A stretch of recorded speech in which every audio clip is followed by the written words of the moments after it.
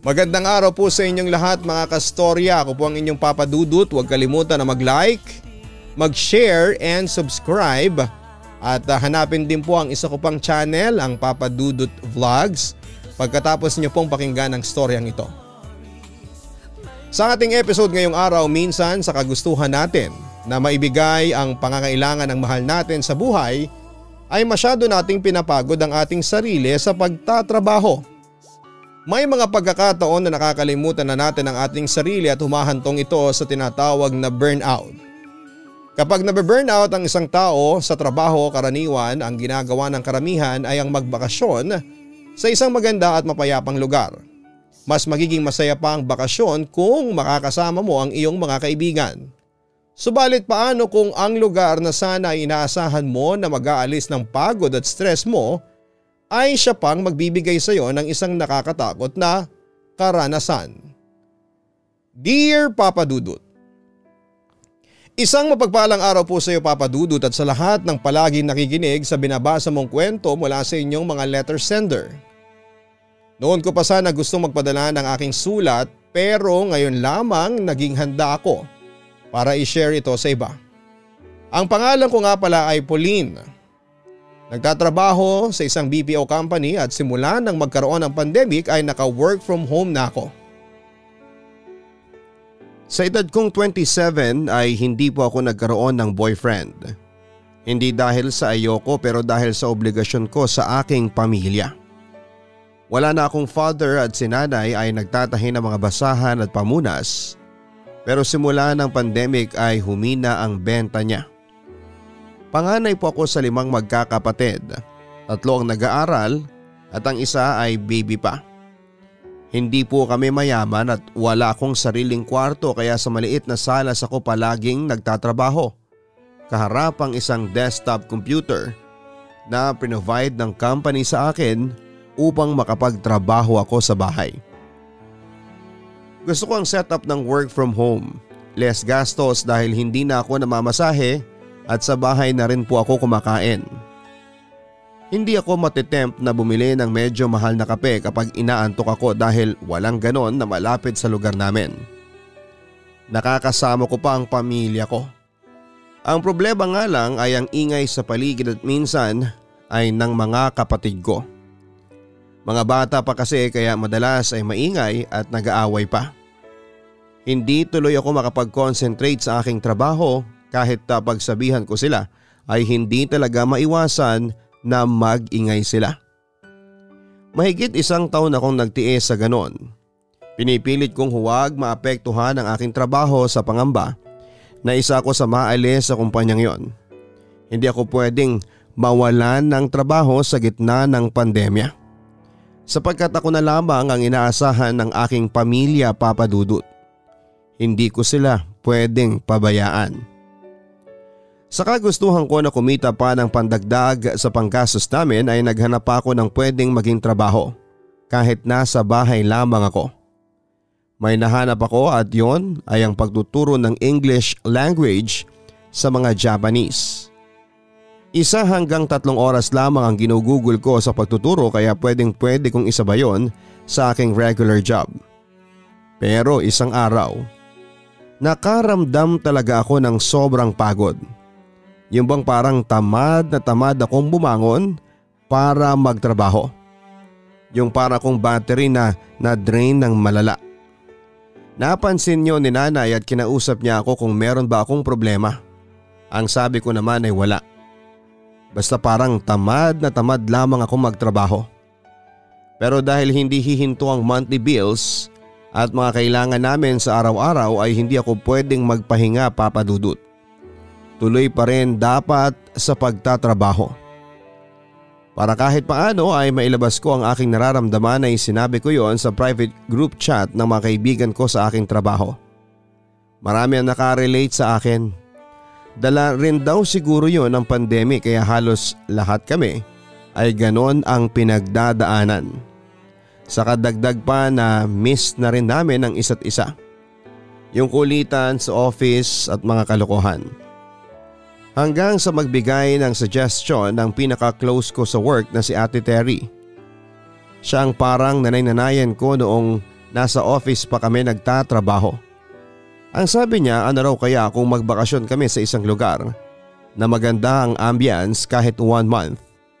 Marami raw siyang alam na transient house sa isang lugar na malamig ang klima. Ang mangyayari raw ay magbabakasyon kami habang nagtatrabaho. Baka raw sakaling ma-recharge kami kapag ganon ang aming ginawa. May 4 na nagsabi na sasama sila at gusto nila ang ideya na yon ni Ate Terry. Ang iba naman ay deadma lang at merong nagsasabing hindi makakasama.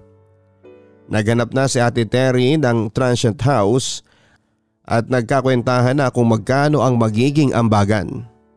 Nagduda na agad ako na makakasama ako dahil gastos yon, Papa Dudut. May mas mahalagang bagay akong dapat na unahin kesa ang magbakasyon. Iginiit ni Ate Terry na kahit nagbabakasyon kami ay tuloy pa rin ang pasok ng income sa amin dahil nagwo-work pa rin kami. Baka raw kapag nasa bahay lamang kami ay tuluyan na kaming bumigay at mawala sa katinuan. Tinawagan ko si Ate Terry para sabihin sa kanya na wala akong budget para sa ganon. Kahit pa hati-hati kami ay hindi ko pa rin kakayanin. Ako nang bahala sa half ng contribution natin. Utang mo sa akin pero walang tubo at hindi kita ngangaragin sa pagbabayad. Kapag kinulang ka sa pocket money, magsabi ka lang sa akin. Ako nang bahala sa iyo. Sumama ka lang. Sa ating lahat, ikaw yung may kailangan nito pulin tapos hindi ka sasama? Ang sabi pa ni Ate Terry sa akin. Nakakahiya ate, baka ikaw ang mawalan. May anak ka pang 2 tapos papahiramin mo pa ako ng pera. Nahihiya akong turan. Talagang sa akin ka pa nahiya? Saka ako may katuwang na asawa kaya okay lang na pahiramin kita. Saka hindi ako mag-o-offer kung kukulangin ako. Sige na, sumama ka na please. Ang nakikiusap pa niyang sambit. Kasama na ang pamimilit ni Ate Terry at ang kagustuhan ko rin na makapagbakasyon at magtrabaho sa ibang environment ay pumayag na ako na sumama sa kanila.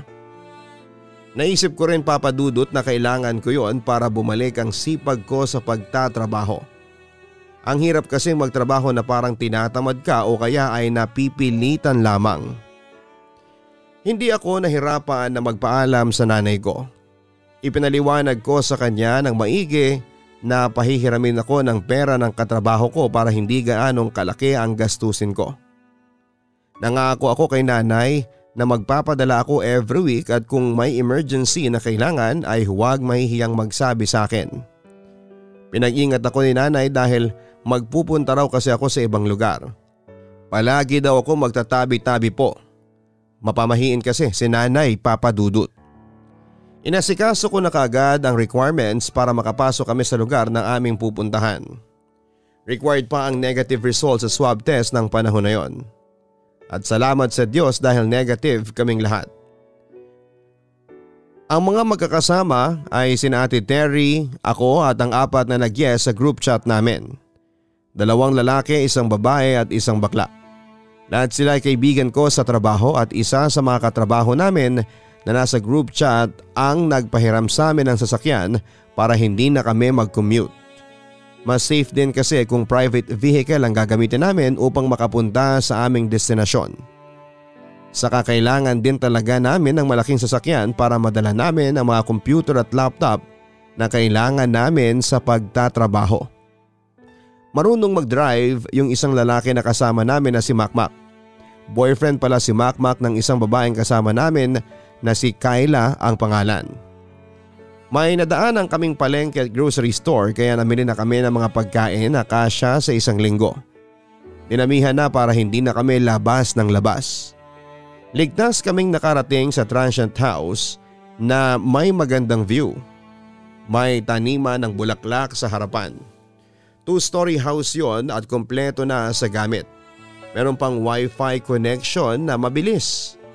Nakuusap namin ng lalaking caretaker at sa kanya na rin kami nagbayad ng kalahati ng renta para sa 1 buwan. Ang kalahati ay kapag malapit na kaming umalis. Nag-iwan ng number ang caretaker at kapag may kailangan o problema ay tumawag lang daw kami sa kanya. Paminsan-minsan ay bumibisita siya sa bahay at ayaw ng may-ari ng bahay na mapabayaan ang mga bulaklak sa harapan. Sa itaas ay merong 2 kwarto. Bawat kwarto ay may 2 double deck bed kaya 4 na tao sa isang kwarto. Sa isang kwarto ay kasama ko sina Ate Terry, si Kyla at ang kawork namin na gay na si Oswen. Habang sa kabila ay sina Makmak at si Ray. Habang nag-aayos ako ng mga damit sa cabinet ay narinig ko na nag-uusap sina Ate Terry. Naamoy niyo ba yung parang nabubulok na kung ano pagpasok natin? Ang baho. Nahiya lang ako sabihin dun sa caretaker ang sabi pa ni Oswen. Wala naman, ang bango nga ng loob halatang hindi napabayaan, ang turan pa ni Ate Terry. Naamoy ko rin yun, ang pagsingit ko sa pag-uusap nila. Ako wala rin naamoy kundi amoy hotel, ang refreshing.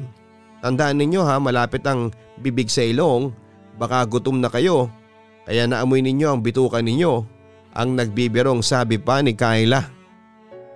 Hindi na namin pinagtuunan pa ng pansin ang bagay na yon, Papa Dudut. Kaunting pahinga lang at ilan sa mga kasama ko ay sumabak na sa pagtatrabaho.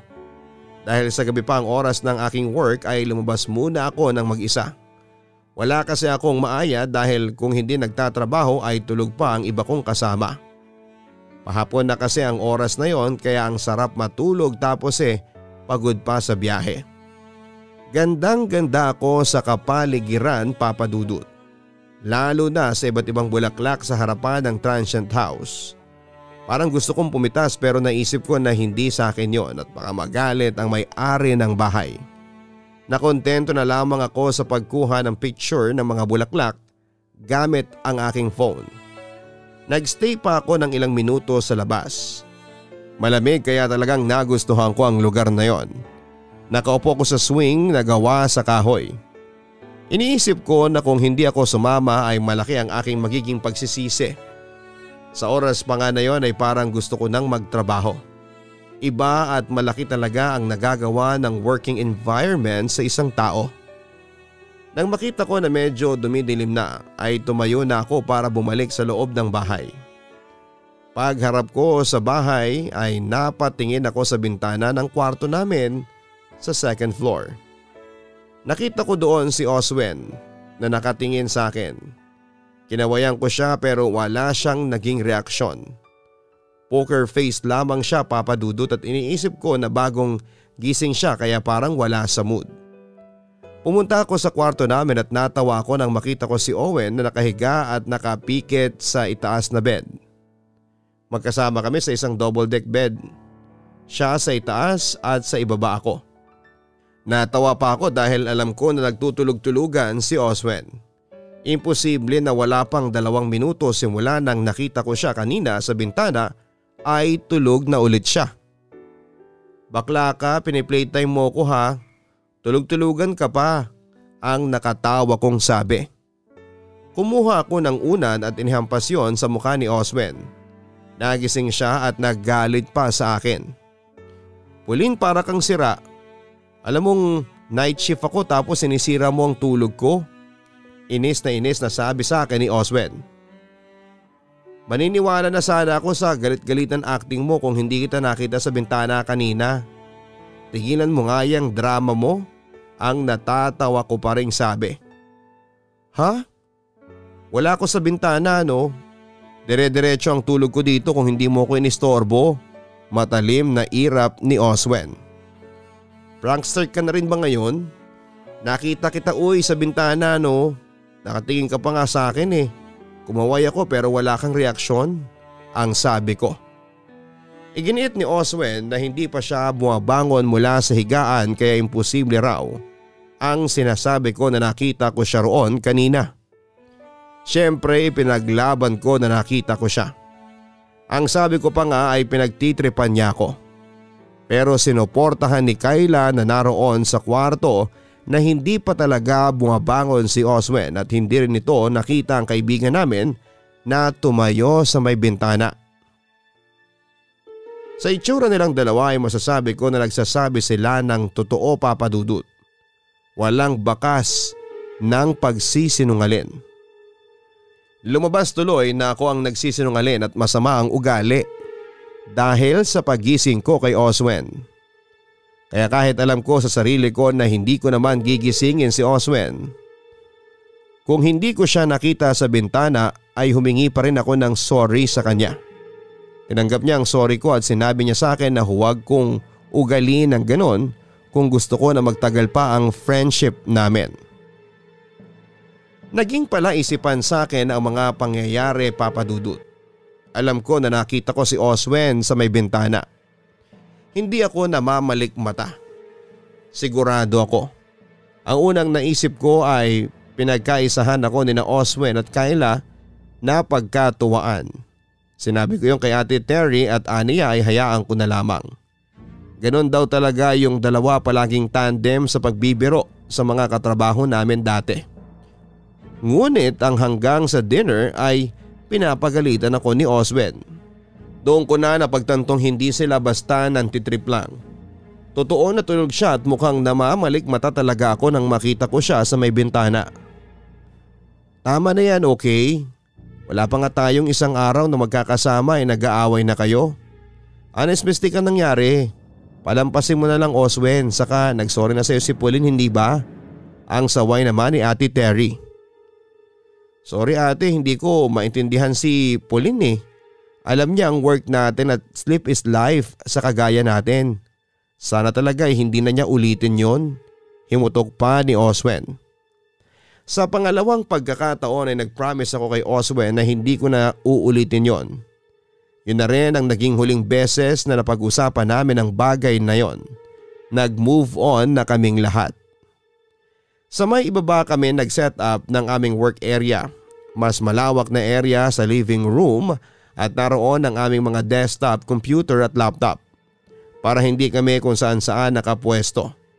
Si Oswen at Kayla ang kasabay ko sa oras ng trabaho.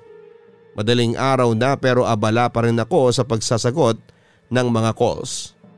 Para na kaming may kanya-kanyang mundo, Papa Dudut. Dama ko na kagad ang pagbalik ng gana ko sa pagtatrabaho. Iba talaga kapag kasama mo ang mga kaibigan mo at nasa magandang lugar, Papa Dudut. Kung pwede nga lang na ganon palagi pero syempre hanggang pangarap muna ang ganon dahil magastos din kapag ganito kahit papaano. Pagkatapos ng ilang calls ay nag-break muna ako para magkape. Tinatablan na ako ng antok habang nasa kitchen ako at nagtitimpla ng kape ay may narinig akong tumawag sa pangalan ko mula sa itaas ng bahay. Boses ng babae kaya inassume kong si Ate Terry. Sumilip ako sa may living room at nakita kong may ongoing call pa rin si Oswen at Kayla. Kaya mukhang hindi nila narinig ang pagtawag sa akin. Pauline, halika nga muna rito. Muli kong narinig ang boses ni Ate Terry sa itaas. Mas malakas at mas malinaw sa pagkakataong yon. Sige ate, wait lang. Malakas kong tugon para marinig niya ako.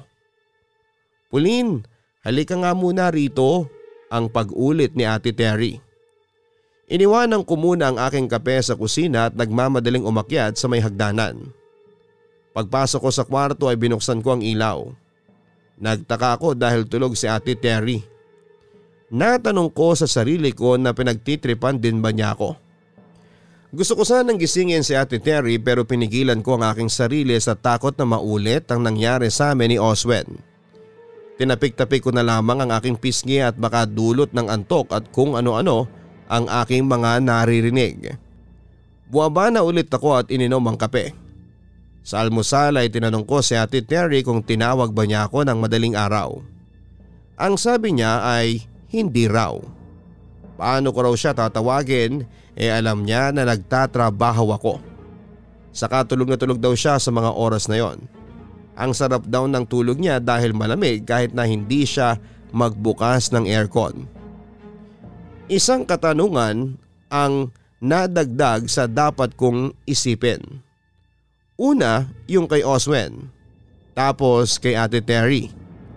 Papa Dudut, gusto ko sanang isipin na baka pinagkakaisahan talaga nila ako. Baka pinaprank nila ako o kung ano. 2 beses na kasing nangyari na parang pinagmumukha nila akong tanga. Binilisan ko ang pagkain ng almusal dahil pabagsak na ang mata ko sa antok mula sa panggabing trabaho. Pero kahit binilisan ko ay ako pa rin ang nahuling matapos na kumain. Iniwanan nila akong lahat para magpunta sa labas. Ako na rin ang naghugas ng pinagkainan naming lahat. Pagkatapos kong harapin ang mga hugasin ay nakaramdam ako ng pagtawag ng kalikasan. Iisang banyo sa transient house na yon, kaya bago ako pumasok sa banyo ay kumatok muna ako. Mahirap kasi kung susubukan kong buksan ang pinto para malaman kung nakalock o hindi. Paano kung hindi nga nakalock tapos may tao pala sa loob? Nakakahiya kapag ganon. May tao ba dyan? Tanong ko matapos kong kumatok. Wala, sagot ng lalaking nasa loob sabay tawa ng mabilis. Sigurado ako na boses yun ni Makmak, pati yung tawa niya ay kagaya ng kay Makmak. Bilisan mo na at naiihina ako, ang sabi ko sa kanya. Wala na akong nakuhang sagot pa mula kay Makmak. Sobrang tahimik na at wala na akong narinig na kahit na ano mula sa loob ng banyo. Lumipas pa ang ilang minuto nang hindi pa rin lumalabas si Makmak. Feeling ko ay sasabog na ang pantog ko at hindi ko na kayang pigilan pa ang aking ihi. Kaya naman kinato ko na ulit ang pinto ng banyo. Nakikiusap ako kay Makmak na bilisan niya at baka mapaihi ako sa shorts. Habang kinakato ko ang pinto at tinatawag si Makmak ay biglang dumating si Kayla. May pagtataka sa mukha niya. Gagamit din daw siya ng banyo. Kayla, ikaw na nga kumatok sa jowa mo. Kanina pa siya dyan eh. Ayaw pang lumabas. Ang sumbong ko kay Kayla. Masama bang pakiramdam mo, Pauline, o inaantok ka na? Ang nagtataka at natatawa niyang tanong. Ha? Ano bang sinasabi mo? Okay lang ako, ihing-ihi na kasi ako tapos si Makmak nananadya pang tagalan ng paggamit ng CR. Grabe talaga, yung jowa mo na yan Inis kong turan. Wala dyan sa CR si Makmak, nasa labas kasama namin siya. Lahat kami naroon, walang tao dyan. Ang sabi pa ni Kayla. Napamang ako sa mga sinabi niya, Papa Dudut. Umiling-iling si Kayla at binuksan ang CR. Tama ang sinabi niya na walang tao sa loob. Para akong binuhusan ng malamig na tubig at kinalabutan ako at napatulala ako ng ilang segundo.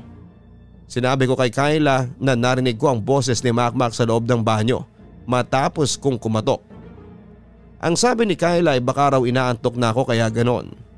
Kung ano-ano raw ang mga naririnig ko at sabay na raw kaming matulog at antok na rin siya. Kung para kay Kayla ay wala lamang ang bagay na yon, sa akin ay hindi, Papa Dudut. Biglang naging kakaiba tuloy ang pakiramdam ko sa bahay na yon. Naalala ko rin ang maraming ghost stories sa lugar na yon. Parang gusto ko na tuloy maniwala na totoo ang kwento ng kababalaghan sa lugar na aming napuntahan. Pinilit kong makatulog kahit ang dami kong iniisip. Hindi mawala sa isipan ko yung narinig ko ang boses ni Makmak sa banyo, pero wala palang tao sa loob. Sandali lang akong nakatulog at nagising ako ng bandang hapon. Eksaktong kakatapos ni Ate Terry sa oras ng work niya kaya kinausap ko siya. Tinanong ko siya kung may nafe-feel ba siyang kakaiba sa transient house. Nang tanungin niya ako kung anong kakaiba, ay sinabi ko ng dire-diretso ang multo o kaya ay elemento kagaya ng kapre, tikbalang o duwende. Sa mga narinig ko kasing kwento, ang tatlong yon ang mahilig paglaruan ng mga tao. Wala naman daw siyang nararamdaman na ganon. Ang gaan nga raw ng pakiramdam niya sa transient house na parang doon talaga siya nakatira. Sinabi ko kay Ate Terry ang nangyari kaninang umaga sa banyo. Imposible raw na si Makmak ang nagsalita mula sa loob ng CR dahil hindi ito umaalis nang nasa labas sila kanina. Si Makmak daw ang photographer nila sa mga bulaklak na nasa harapan ng bahay. Sure ka ba na may narinig kang boses? Hindi kaya pagod ka lang? Ang tanong ni Ate Terry. Hindi ate, ang linaw ng boses na narinig ko at boses ni Makmak yon. Ewan ko ba kung ano-ano agad ang nangyayari sa akin sa bahay na to. Kahapon nakita ko si Oswin sa bintana pero tulog pala siya. Tapos nung madaling araw akala ko tinatawag mo ko, tapos pag akyat ko ay tulog ka rin. Tapos kanina yung sa banyo. Hay, hindi ko na alam ate. Ang naguguluhan kong sambit. Alam mo, naninibago ka lang siguro. Saka napansin mo bang medyo luma na itong transient house? Marupok na ang mga ibang parte kaya siguro kung ano-ano mga naririnig mo, ang sabi pa ni Ate Terry. Inaya ko ni Ate Terry na sumama sa kanila ni na Ray para mamasyal. Baka raw makatulong ang paglabas ko para tuluyang ma-refresh ang utak ko at hindi na kung ano-ano ang nakikita at naririnig ko sa tinutuluyan naming bahay. Sumang-ayon ako sa sinabi niya. Pumunta kaming tatlo sa isang malawak na taniman ng isang kilalang pruta sa lugar na yon. Kumain kami ng mga kilalang pagkain doon na mura pero masarap. Kahit paano ay nakalimutan ko ng sandali ang mga hindi may paliwanag na mga naranasan ko sa transient house. Gabi na nang bumalik kami sa bahay at kumain na rin kami ng dinner. Umidlip ako ng saglit pagkatapos kumain para hindi ako antukin sa shift ko mamaya. Lumipas ang 1 week na ganon ang naging routine ko sa bahay na yon, Papa Dudut. Natuwa ako na wala na ako na experience na kababalaghan. Naging normal na ang lahat at naging enjoy na ako ng husto sa stay namin sa lugar na yon. Isa sa naging paborito kong lugar sa transient house ay ang swing na nasa gitna ng taniman ng mga bulaklak. Feeling ko kasi ay isa akong diwata kapag naroon ako. Ang payapa at tahimik. Kung pwede ko nga lang dalhin doon ang computer ko ay doon na ako magtatrabaho. Nakasanayan ko nang kapag nagbe-break ako ay sa swing ako nagkakape. Wala akong pakialam kahit gabi at medyo madilim. Saka hindi gaanong kadilim sa may swing dahil may poste ng ilaw sa tapat ng bahay. Kahit papaano ay maliwanag pa rin. Kagaya ng madaling araw na yon, naka-break ako, nagdala ako ng kape at sigarilyo sa swing. Umupo ako sa swing habang nakatingin sa malayo. Nare-relax ang utak ko at nawawala ang antok ko kapag ganon ang aking ginagawa. Talagang dinanamnam ko ang sariwa at malamig na hangin. Palagi kong ina-alarm ang phone ko para aware ako kapag kailangan ko nang bumalik sa pagtatrabaho. Nang mag-alarm na yon ay mabilis kong inubos ang kape. Tatayo na sana ako ng swing nang magulat ako dahil nakita ko si Kyla na nakaupo sa isa pang swing na nasa tabi ng aking kinakaupuan. Hindi ko namalaya na nakaupo na siya. Kahit kaluskos ay wala akong narinig. Kaya halos tumalon ang puso ko nang malaman ko na naroon pala si Kyla. Nakayuko si Kyla at parang nakatingin siya sa paa niya. Medyo idinuduyan ng mahina ang swing. Break mo na rin ba? Tanong ko kay Kyla. Himala, ngayon lang kita nakita na pumunta rito kapag break mo. Dugtong ko pa. Hindi sumagot si Kyla, Papa Dudut. Ang tahimik niya. Malayo sa Kyla na maingay at palaging may nasasabi sa lahat ng bagay. Tinanong ko siya kung ayos lang ba siya pero hindi pa rin siya nagsalita. Wala siguro sa mood na makipag-usap, yon ang nasa isip ko. Dumating sa kaunting minuto na lamang ang natitira sa oras ng break ko ay hindi ko na pinilit na magsalita pa si Kyla. After ko magpaalam na papasok na ako ay iniwanan ko na siya doon. Ngunit sa pagpasok ko sa transient house ay mas lalo akong nagulat nang makita ko si Kyla na nakaupo sa harapan ng computer at may ongoing call na ginagawa. Katabi niya si Oswe na ganoon din ang ginagawa. Talagang nanginig ang buong katawan ko ng oras na yon, Papa Dudut. Sumilip ako sa labas para tingnan kung nasa swing pa yung Kyla na nakita ko. Pero wala na akong nakitang tao sa may swing. Abot langit ang takot na naramdaman ko at napatakbo ako sa kusina para ilagay sa lababo yung mug na pinagkapihan ko. Kinilabutan akong bumalik sa trabaho at kahit anong gawin ko na pagko-concentrate na ginagawa ko ay hindi ko kaya. Napa-research ako sa internet nang wala sa oras at nalaman ko na may mga nilalang na kayang manggaya ng isang tao. Doppelganger ang tawag sa kanila. Yun nga lang, hindi sigurado kung nag-i-exist talaga sila sa ating mundo. Pero matapos ang mga nangyari sa akin sa transient house, gusto ko nang isipin na totoo ang doppelganger. May nabasa pa nga ako na kapag nakita mo raw ang doppelganger mo ay may masamang mangyayari sa'yo. Pwedeng maaksidente ka o kaya ay mamatay. Takot na takot ako sa nabasa kong yon sa internet, Papa Dudut. Totoo man o hindi, kapag naiisip ko na makakakita ko ng kamukhang kamukha ko sa bahay na yon ay natatakot na ako kaagad. Iniisip ko na merong doppelganger sa transient house, kaya nang minsang bumisita ang caretaker na si Kuya Benoy ay kinausap ko siya habang nagdidilig siya ng mga bulaklak. Hindi ko muna siya diniretso dahil may hinala akong kapag tinanong ko siya kung merong kababalaghan sa bahay ay hindi siya magiging honest. Siyempre hindi niya bibigyan ng kasiraan ang negosyo ng amo niya. Good morning Kuya Benoy. Ang gaganda talaga ng mga bulaklak niyo rito. Magaling po siguro kayong mag-alaga talaga, ang magiliw kong bate sa caretaker. Chika-chika ko si Kuya Benoy nang makita ko na komportable na siya sa akin. Ay saka ako nagtanong tungkol sa bagay na gusto ko talagang malaman. Kuya, naniniwala ka ba sa mga multo? Tanong ko sa kanya. Napansin ko na parang natigilan si Kuya Benoy. Sa tanda kong ito ay wala pa akong nakikitang multo. Kahit nga paramdam ay wala. Bakit mo naitanong yan? May naramdaman ka bang multo sa bahay? Ang natatawa niyang turan. May dapat po ba akong maramdaman sa bahay kuya? Tanong ko sa kanya. Wala naman. Kung multo, walang ganun dyan sa bahay.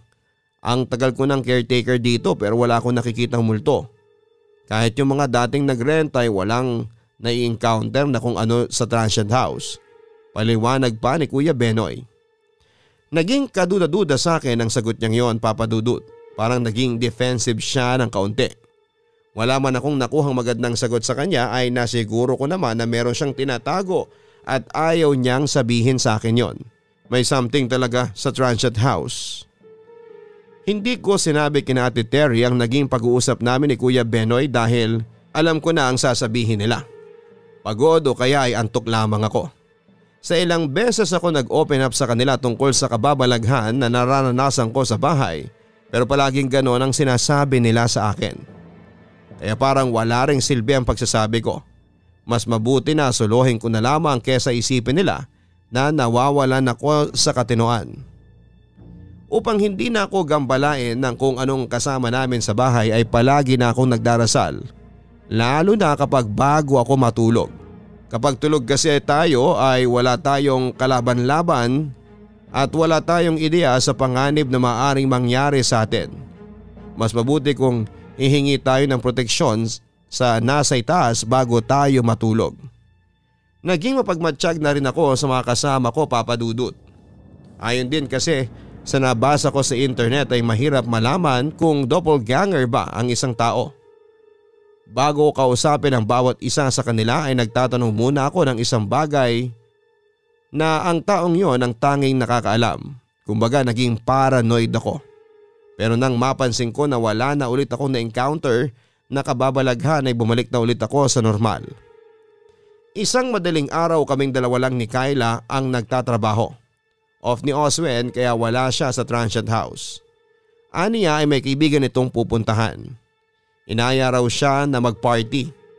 Sabi nga namin ay mag-ingat dahil merong curfew at sana ay hindi siya makapag-uwi sa amin ng virus. Mag-iingat naman daw siya.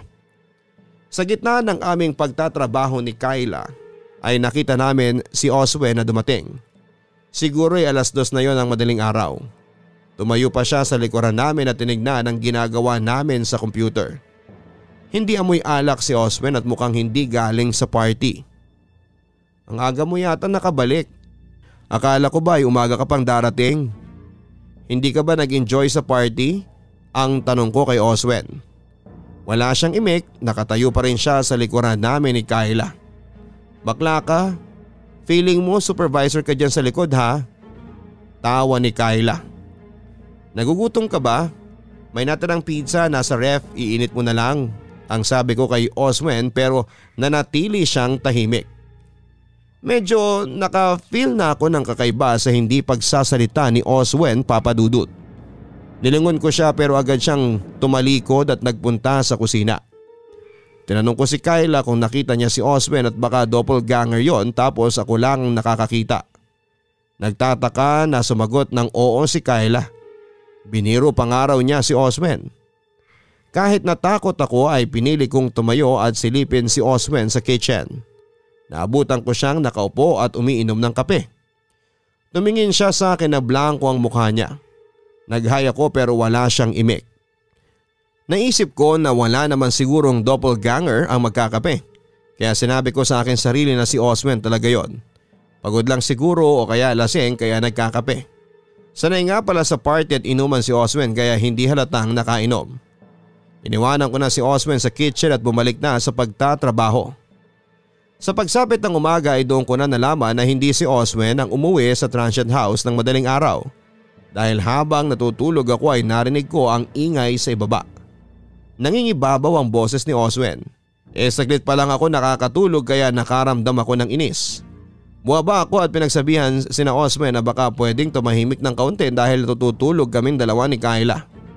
Nagsorry naman sina Oswen. Masaya lang raw sila sa mga dalang pasalubong ni Oswen na bigay ng kaibigan nito. Isang box na mga damit, tsokolate, sabon at nag-aagawan pala sina Ate Terry, Ray at Makmak kaya ang ingay sa ibaba.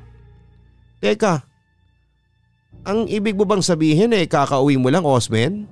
Ang nagtataka kong tanong. Yes, inumaga na ako kasi doon Doon ako natulog. Lasing na lasing kasi ako saka baka mahuli ng tanod sa daanan. Alam niyo na, curfew. Tugon pa ni Oswen. Nakita kita kaninang madaling araw. Umuwi ka tapos nagkape ka pa sa kusina. Nagtaasan ng balahibo kong sabi. Ha? Hindi ako yan, Paulina. Ngayon lang ako umuwi. As in, ngayong oras lang na ito. Kung ano-ano naman ang mga nakikita mo Pabiro niyang inirapan ako. Hindi lang ako nakakita sa iyo si Kyla. Nakita ka rin niya, sabi ko. Alam kong iisipin nila na hindi ako nagsasabi ng totoo o kaya ay dulot lang yon ng pagod at antok. Kaya kahit alam kong posibleng magalit si Kyla sa akin ay inakyat ko siya sa kwarto at ginising. Buwaba kaming dalawa at kahit siya ay nagtaka nang malaman na kadarating lang ni Oswen. Sinuportahan niya ang sinabi ko na nakita namin si Oswen na umuwi ng madaling araw. At dahil sa dalawa na kaming nagsabi ni Kyla ay tila naniwala na sila sa akin, Papa Dudut. Lahat kami ay natakot. Ibinalik ko sa kanila yung mga na-experience ko at sinabi ko na baka may doppelganger na nanggugulo sa amin sa bahay na yon. Sinabi ko rin na parang may alam yung caretaker pero hindi sinabi sa akin nang makausap ko siya. Tinanong kami ni Ate Terry kung gusto na naming umalis o lumipat sa ibang bahay. Ang sabi ni Ray, kung hindi naman nananakit ang nanggagaya sa amin sa transient house ay wala raw kaming dapat na ikatakot. Kaya na lang daw namin at magdasal palagi para meron kaming proteksyon. Igigit ko sana na hindi kami makakapag-relax at magkakaroon ng peace of mind kahit pa hindi kami saktan ng kung anong meron sa bahay na yon. Pero sinolo ko na lamang yon, Papa Dudut. Lalo na nang lahat sila ay sumang-ayon sa sinabi ni Ray. Ang sabi pa ni Ate Terry ay 1 linggo lang damang kami sa bahay na yon, kaya pagtiisan na lang namin. Parang pinaglaruan pa kami ng magpakita ng sintomas ng COVID-19 si Oswen. Isang araw matapos niya magpunta sa kaibigan niya ay nilagnat siya at nangati ang lalamunan. Nakumpirma ni Oswen na positive yung isa sa mga nakainuman nito. Nagpa-swab test kaming lahat at nakakalungkot na lahat kami ay nahawa kay Oswen. Ang 1 week na lang sana sa bahay na yon ay nadagdagan pa ng 1 linggo dahil kailangan naming mag-quarantine. Tanging si Oswen ang may sintomas sa amin. Ganun pa man, kahit positive sa virus ay tuloy pa rin kaming lahat sa pagtatrabaho lalo na't kailangan namin ng budget para sa 1 linggo pa naming pag-i-stay sa transient house. Gustuin ko mang umalis na sa bahay na yon nang dahil sa takot at pakiramdam na hindi na kami safe ay wala kaming magagawa kundi ang manatili. Ayaw kong umuwi sa pamilya ko na may virus pa ako sa katawan. Hindi afford ng family ko na lahat kami ay magkaroon ng sakit. Sinabi ko na rin sa nanay ko ang sitwasyon namin at alam ko na magtataka siya kapag hindi ako umuwi sa araw na sinasabi kong uuwi kami sa bahay. Pati sa caretaker ay sinabi namin na nag-positive kaming lahat at baka pumunta siya roon ay mahawa pa sa amin. Natapos namin ang first week ng aming quarantine days, Papa Dudut. Wala nang lagnat si Oswen at nakapagtatrabaho na rin siya kagaya namin. Sa mga lumipas na araw ay napansin ko na iwas si Makmak sa akin at si Kyla ay palaging nakairap. Kapag kakausapin ko siya ay palagi siyang umiiwas at dama ko ang galit niya sa akin. Nagtaka ako dahil wala akong matandaan na may ginawa akong masama sa kanilang dalawa. Si Ate Terry ang una kong kinausap tungkol sa bagay na yon at doon ko nalaman na sa pagkakataon na yon ay ako naman ang ginaya. Ate Terry, may nasabi ba sa iyo si Kyla kung bakit parang galit siya sa akin? Hindi kasi ako komportable na nakairap siya palagi sa akin eh. Ang tanong ko kay Ate Terry. Wala ka ba talagang ideya kung bakit? Okay, aamin na ako ah. Nagsumbong si Kyla sa akin tungkol sa ginawa mo. Tugon niya. Anong ginawa ko? Nagtataka kong tanong. Pauline, nagsumbong si Makmak kay Kyla. Ang sabi ni Makmak ay pumasok ka daw sa kwarto ng mga boys nang si Makmak lang ang naroon. Niyakap mo raw si Makmak at inaya mo raw na alam mo na. Pero hindi pumayag si Makmak at tinaboy ka raw niya. Nanlalaking turan ni Ate Terry. Talagang naging bala ko ng husto sa mga sinabi ni Ate Terry, Papa Dudut. Sinabi ko na hindi ko yon magagawa dahil malaking respeto ko sa relasyon ni Kyla at Makmak. Hindi ko galing mangahas ng jowa ng iba. Isa pa ay ano bang alam ko sa ganung bagay hindi pa nga ako nagkaka-boyfriend. Agad kong kinausap si Kyla kahit ayaw niya akong makausap ay naging mapilit ako. Tinawag ko si Makmak at kinorner ko silang dalawa. Ipinakwento ko kay Makmak ang isinumbong niya kay Kyla. Kung ano ang ikinuwento ni Ate Terry sa akin ay ganoon din ang sinabi ni Makmak. Hindi ako makapaniwala sa nangyaring yon. Sinabi ko na kung sino man ang naglalandi kay Makmak ay hindi ako yon. Sabi ko pa, aware naman sila na merong nanggagaya sa amin sa bahay na yon at sigurado ako na yon ang naengkwentro ni Makmak at hindi ako. Kyla, kaibigan mo ko. Hindi ko yun magagawa sa iyo. Maniwala ka sa akin. Halos maiyak na ako sa pagpapaliwanag sa kanya. Hayaan mo na. Doppelganger man yun o hindi, at least alam kong faithful si Makmak sa akin. Ang malamig na sambit pa ni Kyla.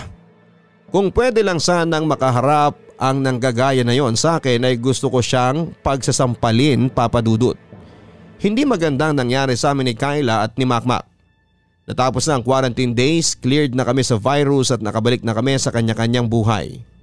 Umalis kami sa transient house na hindi na kami nagkaayos ni Kyla. Iniisip niya siguro, Papa Dudut, na totoong nilandi ko ang boyfriend niya. At dahilan ko lang na may doppelganger ako, malinis ang konsensya ko, Papa Dudut, at hindi ko talaga yon ginawa kay Makmak. Hanggang ngayon ay hindi pa rin ako kinakausap ni Kyla. Hinahayaan ko muna siya at kapag alam kong handa na siya ay saka ako magpapaliwanag. Alam ko na magulo lang ang isipan niya sa ngayon kaya bingi pa siya sa mga sinasabi ko at naiintindihan ko siya. Tungkol naman sa transient house, Papa Dudut, kahit napakaganda ng lugar na yon ay lalo na ang mga bulaklak. Sa harapan ay hindi na ako babalik pa doon. Isa pa ay hindi ko makakalimutan na maaaring masira ang pagkakaibigan namin ni Kyla nang dahil sa nananahan sa bahay na yon.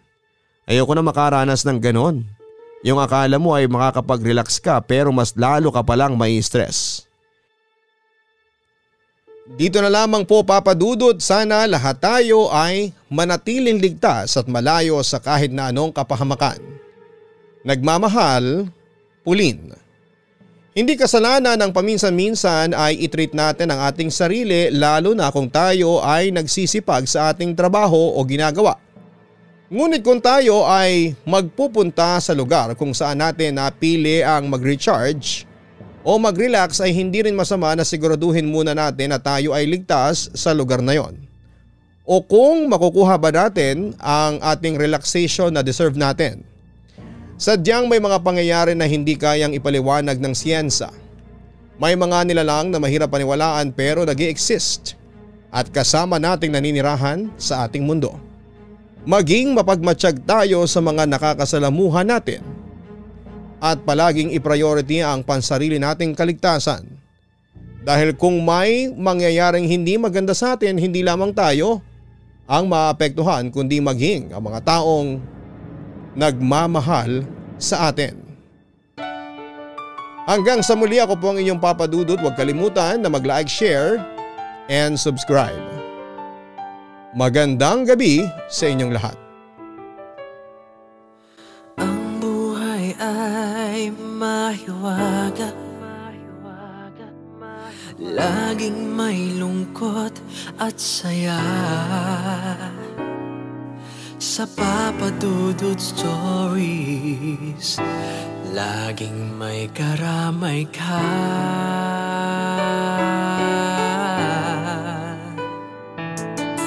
Mga problemang kay bigat, dito ay pakikinggan ka. Sa Papa Dudut Stories, kami ay iyong kasama. Dito sa Papa Dudut Stories, ikaw ay hindi nag-iisa.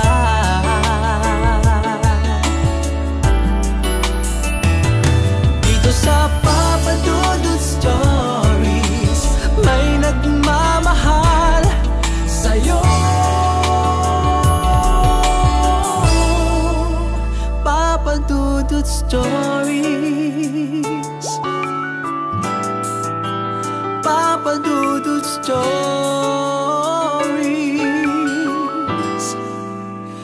Papa Dudut Stories.